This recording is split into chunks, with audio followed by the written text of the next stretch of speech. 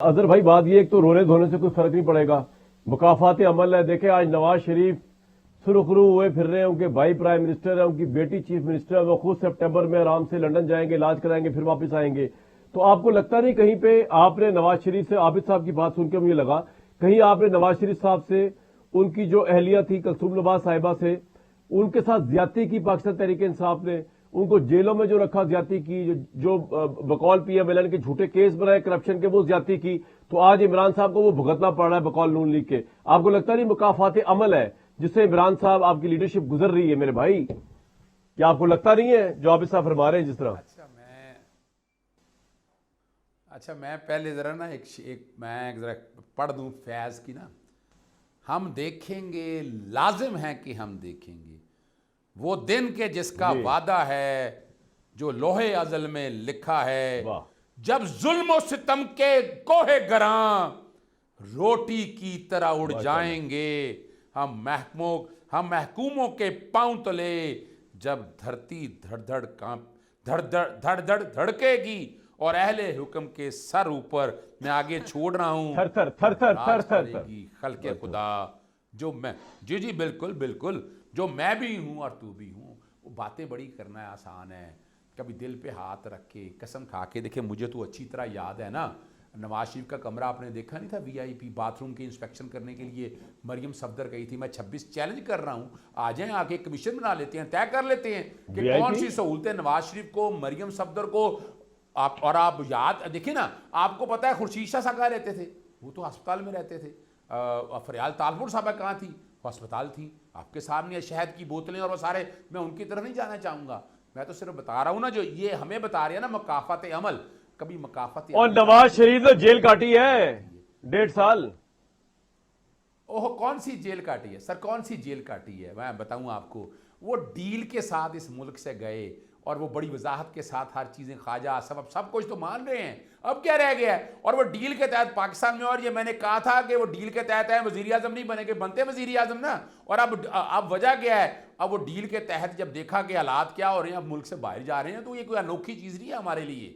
हम तो बात कह रहे हैं मुकाफात अमल का मतलब समझना चाहिए। दिखाना, मिसाल के तौर पर कौन सा इनसे एसी ले लिया गया, बताएं। जुबानी कलामिया पॉलिटिकल स्टेटमेंट को छोड़ के प्रैक्टिकली बताना है आपको।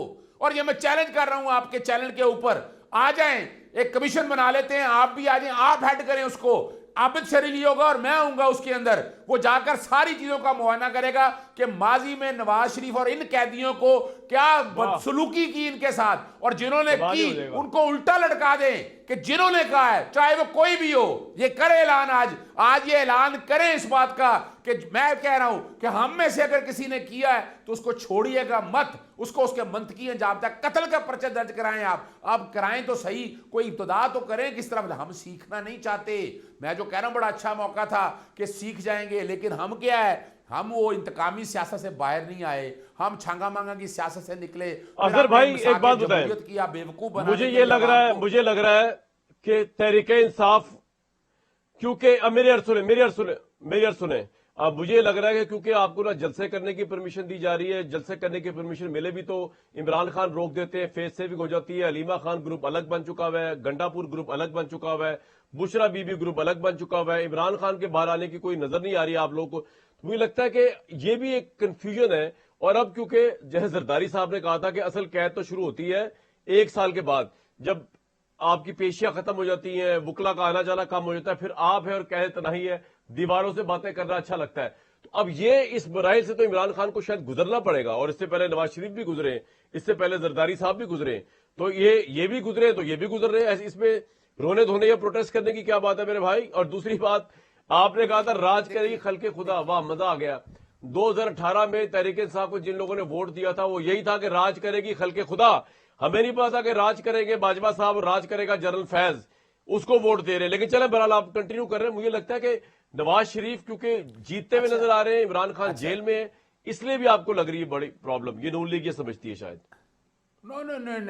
नहीं, एक बात याद रखिएगा, ना तो किसी में लड़ाई है, चाहे अलीमा बाजी ले लें या बुशरा बीबी साहिबा ले लें, कोई और ग्रुप दे लें, जो इमरान खान से पीछे हटा है वो तबाह बर्बाद हुआ है। ये रिकॉर्ड पे इसको अब ये मेरे रब की मदद और खसूसी इनायात हैं کہ کس نے کہا آپ کو؟ آج تک انہوں نے یہ نہیں کہا, اپنے منہ سے نہیں کہا کہ وہ ملک جیل سے باہر آنا چاہتے ہیں. ان کے الفاظ میں ملاقات میری رہتی ہے تو مجھے تو اندازہ ہے اس بات کا, تو یہ تو ذہن سے نکال دیں اس بات کو کہ اور جلسے جلوس سپتمبر سڑکوں پہ گزرے گا, میری بات نوٹ کر لیجئے گا. آج یہ کس نے کہا؟ کوئی خوش فہمی ہمیں نہیں ہے.